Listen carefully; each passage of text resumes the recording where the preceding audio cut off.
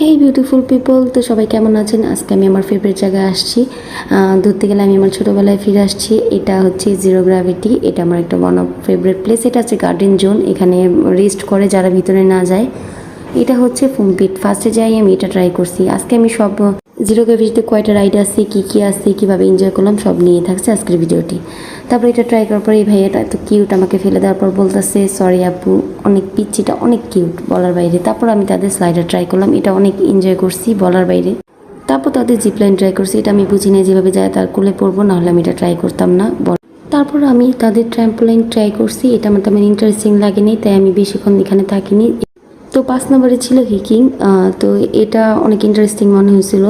তো এটার উপরে ওঠার পর আমার ইন্টারেস্টিংটা বের হয়েছে। আমার ভয় লাগতেছিল যে কারোর মানে এখান থেকে পড়ে গেলে কাউকে হার্ট করবো নাকি।